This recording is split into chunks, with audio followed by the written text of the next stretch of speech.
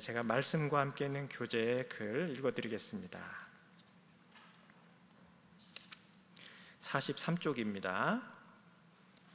10장은 사무엘이 사울에게 기름을 붓는 장면으로 시작합니다. 사울은 사무엘을 만나고 돌아가는 길에 사무엘이 미리 알려준 대로 세 그룹의 사람을 만납니다. 후에 사무엘은 이스라엘 백성들을 미스바로 모읍니다.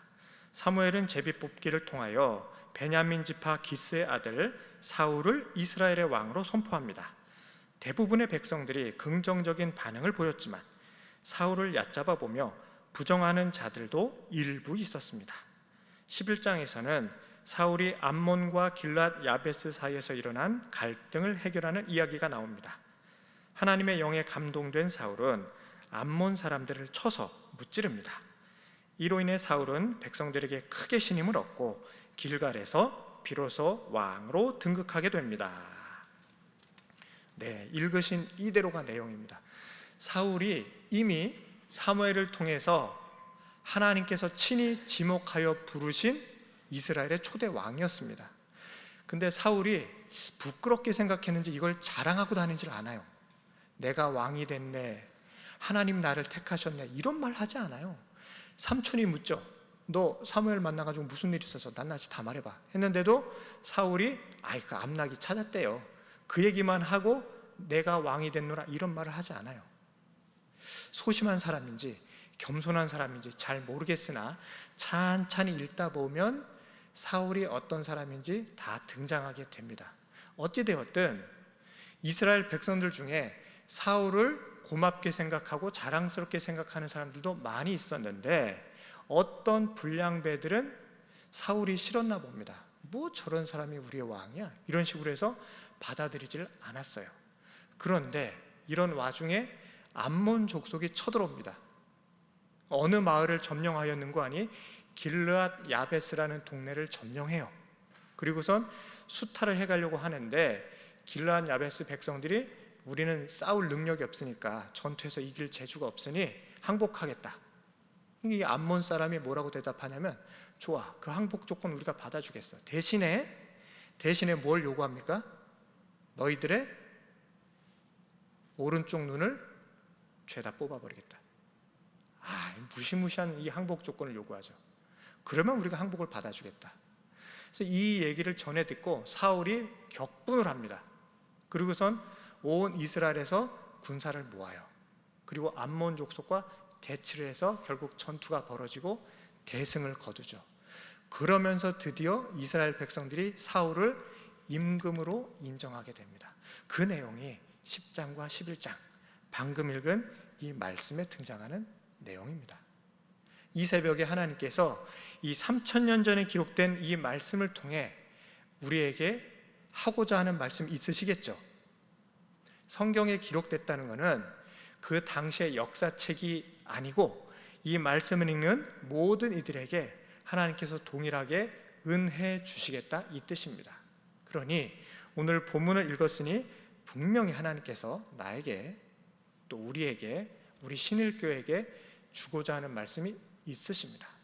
그 말씀을 오늘 찾아보도록 하겠습니다. 첫 번째, 우리 이렇게 기도하기를 원합니다. 하나님, 나도 성령 받아 변하여 새 사람이 되게 하여 주시옵소서. 이렇게 기도하시기 바랍니다. 하나님, 나에게도 성령 충만히 부어주셔서 새 사람 되게 하여 주시옵소서. 우리 사울이 성령을 받았다라는 말씀이 두 번이나 등장합니다. 첫 번째는 10장 6절의 말씀입니다. 우리 한번 읽어보겠습니다. 10장 6절의 말씀, 시작.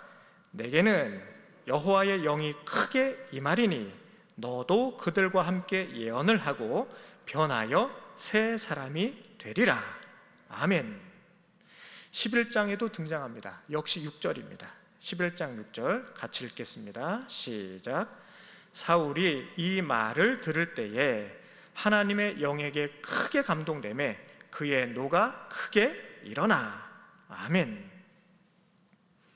사울에게 하나님의 영이 감동되었을 때에, 하나님의 영이 부어졌을 때에 사울이 변하여 새 사람이 됩니다.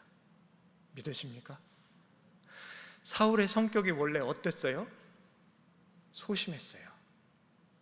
부끄러움이 많았습니다. 덩치는 큰데 키가 커가지고 다른 사람 어깨 위로 머리 하나가 더 있었다잖아요. 키가 180, 190 이렇게 됐던 것 같아요. 잘생겼어요. 준수했습니다. 그러니까 이스라엘을 대표할 만한 그런 인물이에요. 근데 성격이 소심해요. 부끄러움이 많아요. 수줍음을 탑니다. 마치 저처럼 수줍음 많이 타요. 그래서 사울이 앞에 나서지를 못해요. 뒤에 늘 숨어 있습니다. 제비뽑기를 했잖아요. 사무엘이 미스바에 이스라엘 백성들을, 방백들, 지도자들 다 모아놓고 너희들이 왕을 요구하니 좋다. 하나님께서 왕을 허락하신다고 한다. 이 중에서 하나님께서 왕을 택하실 터인데 12지파 대표들 앞에 나서라. 이렇게 했단 말이에요. 이렇게 해서 제비를 뽑습니다. 베냐민 지파가 뽑혔어요.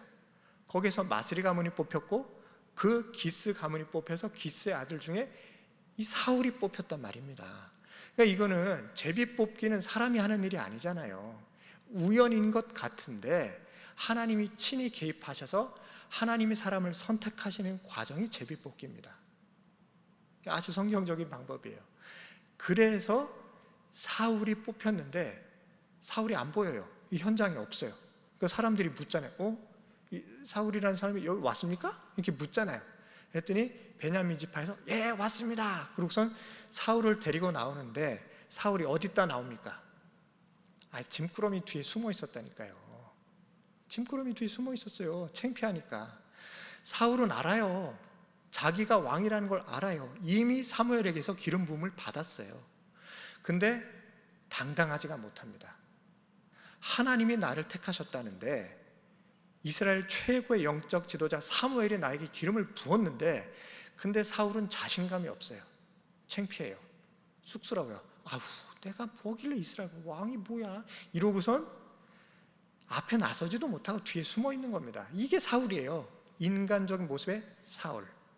그런데 성령이 임했을 때에 사울이 어떻게 변합니까?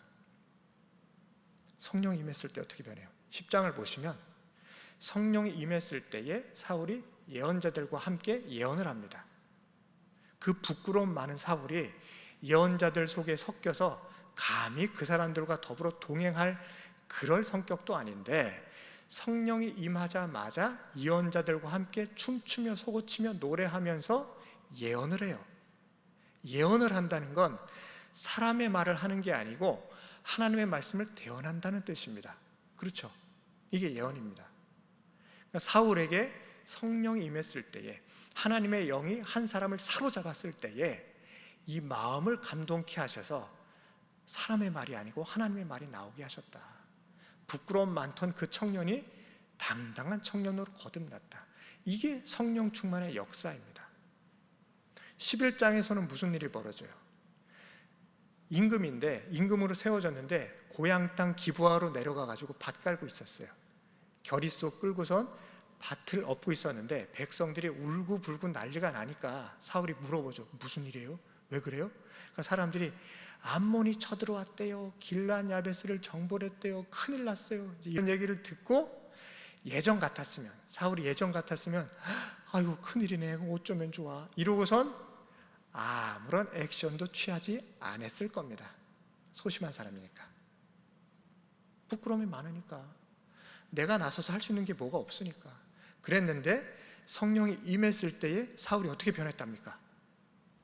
거룩한 분노가 일어나요. 이 속에서 거룩한 분노가 일어나서 자기가 끌며 밭갈던 소를 칩니다. 그리고 칼로 도륙을 해요. 조각을 내서 이스라엘 각 지파에 다 보내죠. 아마 12조각을 냈겠죠. 12지파에 각각 보내야 되니까. 그러고선 뭐라고 외치는 거 아니? 사무엘과 사울을 따르지 않는 자들을 이 소와 같이 내가 치겠다. 어우, 이런 무시무시한 말을 합니다. 옛날에 사울 같았으면 이런 말 어떻게 해? 어머 세상에, 그런 일이 벌어졌대요. 어머나. 이게 사울인데 성령 임한 순간 나를 따르라 이렇게 변한 거예요. 이거는 성령 하나님이 하시는 일입니다. 인간이 하는 일이 아니에요. 멋있죠? 사울 멋지죠? 우리에게도 같은 마음 들지 않습니까? 인간적으로 살면 부끄럽게 살고 비루하게 살아요. 근데 성령 하나님이 임하시는 순간 당당하게 살고 자신감 있게 살게 됩니다. 왜? 내가 사는 게 아니고 하나님이 나를 살아가 주시니까. 믿으십니까? 그래서 이 새벽에 이렇게 기도하시기 바랍니다. 하나님, 성령 하나님 내 안에 들어오셔서 나의 주인이 되어주시고 나를 사로잡으셔서 내가 변하여 새 사람이 되게 하여 주시옵소서. 꼭 이렇게 기도하셔야 됩니다. 예수 믿는다고 하는데 성령이 내 안에 없다, 하나님이 나의 주인이 아니다, 그는 껍데기만 있는 겁니다. 진짜가 아닙니다. 성령 하나님이 내 안에 내주하셔야 진짜 그리스도인이 됩니다. 그래야 내 인생을 하나님이 이끌어 가신다고요. 더 이상 내 욕심, 내 생각이 없어요. 하나님이 내 안에 들어오셔야, 하나님이 내 주인이 되어 주셔야 그제서야 진짜 기독교인이 되는 겁니다. 그게 성령 세례요, 그게 거듭남입니다. 이 과정을 겪어보지 않으신 분들은 참된 기독교인이라고 말할 수가 없어요. 사울을 보세요. 사울이 여호와 하나님을 몰랐겠습니까? 안 믿었겠습니까? 믿었죠. 성령 받기 전에도 하나님을 믿긴 믿었어요. 근데 성령이 없는 그냥 껍데기 신앙인이었어요. 그냥 우리 아버지가 믿었고 할아버지가 믿었으니까 나도 믿는다, 그 수준이에요. 그게 중요한 게 아닙니다. 예수 믿었다, 끝까지 한번 가보시기 바랍니다. 성령 받았을 때 무슨 일이 일어나나 체험해 보시기 바랍니다. 그래야 거듭난, 그래야 참된 진짜 기독교인이 됩니다. 그때부터 예수 믿는 맛이 나요. 신앙생활하는 재미가 있습니다. 믿으시죠? 성령 꼭 받으시기 바랍니다. 충만히 받으셔서 변하여 새 사람이 되셔서 성령 충만한 나로 말미암아 하나님이 무슨 일을 일으키시는지 직접 경험하시기 바랍니다. 그래서 간증의 사람 되시기를 바랍니다. 두 번째는 이렇게 기도하기를 원합니다. 하나님, 혹시 내 뜻과 다를지라도 하나님의 뜻대로 순종하는 사람 되게 하여 주시옵소서. 내 뜻과 다를지라도 하나님의 뜻대로 순종하는 사람 되게 하여 주시옵소서. 우리 10장 27절 말씀 함께 읽겠습니다. 10장 27절입니다. 시작. 어떤 불량배는 이르되 이 사람이 어떻게 우리를 구원하겠느냐 하고 멸시하며 예물을 바치지 아니하였으나 그는 잠잠하였더라. 아멘. 미스바에서 하나님께서 사울을 왕으로 세우셨어요. 근데 어떤 불량배들은 이 사울을 무시했대요. 그리고 조롱합니다. 에이, 뭐 저런 사람이 왕이라고. 에이, 뭐 참. 이러고선 사울을 조롱하고 무시했어요. 근데 그 말이 사울의 귀에 들렸어요. 사울이 듣도록 면전에서 이 말을 했다는 얘기입니다. 대놓고 사울을 무시하고 조롱했단 말이에요. 근데 보통 사람들은 발끈하잖아요. 아니, 딴 사람도 아니고 내가 왕이랬는데, 하나님이 나를 세우시고 사무엘이 나를 인정했는데, 응? 당신이 뭔데 내가 무슨 소리야 하고 붙잡아놔서 그 사람이랑 언쟁을 벌일 수도 있고, 심지어 화가 나면은 왕으로서의 권위를 발해서 공권력, 뭐 이 당시에 공권력이랄 것도 없었지만 사울이 불량배들을 혼쭐을 내줄 수도 있었습니다. 그런데 사울이 잠잠해요. 대응을 하지 않아요. 어떻게 보면 지혜로운 거죠. 어떻게 보면 소심하지만. 근데 문제는 뭐냐면 이 불량배들입니다. 이 불량배들이 왜 이런 생각을 했을까? 왜 하필이면 베냐민 지파야? 어? 그 예전에 그 사고 쳐가지고 우리 민족들 다 서로 싸우게 만들고선 뭐 그런 지파에서 왕을 세워? 하나님도 이상하네. 이런 생각을 했겠죠. 그리고 우리 지파에는 인물이 없나? 내가 저 사람보다 해도 더 낫겠다. 이런 생각도 있었을 겁니다. 욕심이 있고 질투가 있으니까 사울을 왕으로 인정하지를 않는 거예요.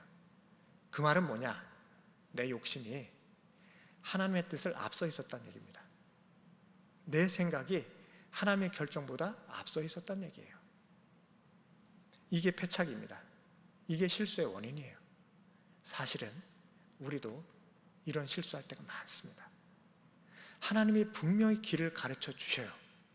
하나님이 분명히 말씀으로 나에게 말씀을 새겨 주셨습니다. 근데 아닐 거야. 어떻게 하나님이 아니야. 내 생각이 맞아. 이렇게 가야 돼. 라고 결정하실 때 종종 있으시죠.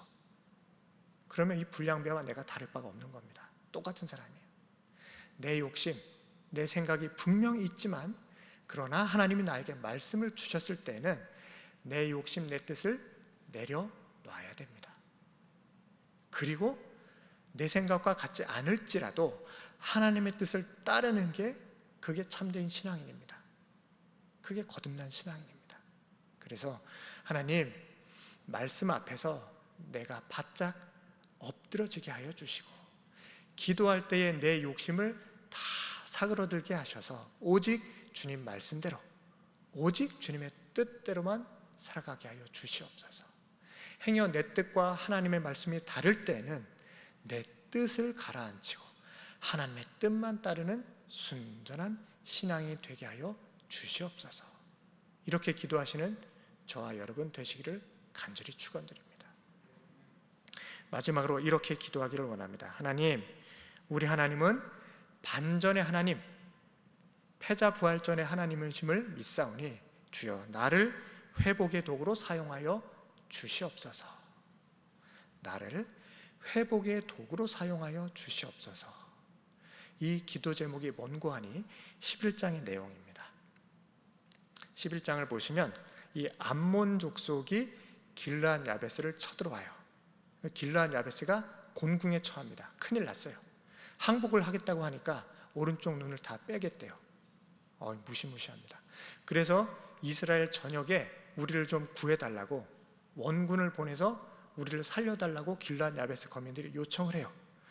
사울이 그 말을 듣고 거룩한 분노가 일어나서 이 겨릿소, 소를 쳐가지고 12지파에 보내죠.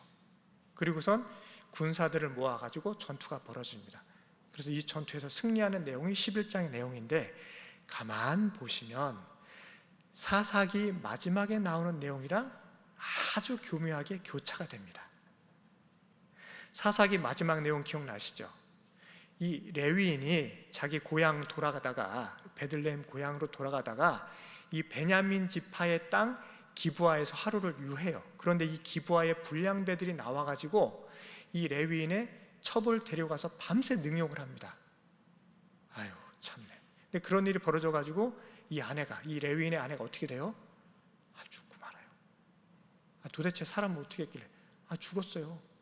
그러니까 이 레위인이 너무 화가 난 겁니다. 그 기브아 거민들이 원래는 자기를 요구했거든요. 이 남택하는 자들이라서 이 레위인 보고 네가 나와라 했는데 이 집주인이 안 된다고. 우리 집 손님인데 어떻게 레위인을. 그래서 그 첩인 이 여인을 내보냈다가 그 여인이 그만 밤새 능욕당하고 죽어요. 이 일 때문에 레위인이 집으로 돌아와서 자기의 처였던 이 아내를, 이것도 무서운 일인데 12조각을 내서 12지파에게 보내죠. 그리고선 베냐민을 칩시다 해서 내전이 벌어져요. 민족 상잔의 비극이 벌어집니다. 다 읽으셔서 기억나시죠? 처음 듣는 이야기처럼 저를 바라보셔가지고 제가 당황스러운데 사사기에 나와요. 그래서 나머지 11지파랑 베냐민 지파랑 큰 전쟁이 벌어져요. 그래서 결국 베냐민 지파가 몰살을 당하죠. 600명 남았어. 청년 600명이 남았어요. 근데 이 600명이 이 베냐민 지파의 아낙네들 그 가축들까지 다 죽이는 바람에 이 600명 청년이 장가를 가야 자손을 낳죠. 결혼을 시켜야 되는데 이 나머지 지파들이 뭐라고 결의를 했는고 하니 우리 지파의 딸들은 절대로 베냐민에 시집 안 보낸다 이렇게 결의를 했단 말이에요. 그러니까 이 결의를 지키기 위해서 그래도 베냐민 지파를 살리긴 살려야 되니까 어떻게 하냐면 길르앗 야베스의 딸들을 데려다가 이 베냐민 청년들하고 결혼하게 해줘요. 기억나시죠? 그 길르앗 야베스 딸들 400명들 그 나머지 200명이 모자라니까 거기는 또 실로에서 축제를 벌여가지고 그 처녀들을 붙여서 결혼하게 해서 베냐민 지파의 명맥이 이어진 거예요. 그게 불과 한 100여 년 전 일? 수십 년 전 일입니다. 그러니까 베냐민 지파 출신을 왕으로 세웠다고 하니까 이 나머지 지파가 안 받아들이는 거예요. 그 사건을 다 기억하고 있으니까. 베냐민 지파 때문에 우리 민족이 큰 난리를 겪었는데 어찌 베냐민 지파 출신, 그것도 기브아 사람 사울, 기브아에서 그 사건이 벌어졌거든요. 그런데 오늘 11장 보십시오. 기브아 사람 사울을 택해서 하나님이 왕으로 세우십니다. 그리고 길르앗 야베스가 곤궁을 처했을 때 그 길르앗 야베스를 구하라고 베냐민 지파가 출동하게 됩니다. 그리고 한때는 레위인 그 처가 이 도륙당해 가지고 12조각으로 12지파로 갔는데, 이 사울은 자기의 소를 12조각으로 나눠서 이스라엘을 구원하고자 해요. 그러니까 이 말은 하나님께서는 회복시키시는 하나님, 약한 지파를 들어서 강한 지파를 부끄럽게 하시는 하나님이란 뜻입니다. 패자부활전, 하나님에게는 있어요.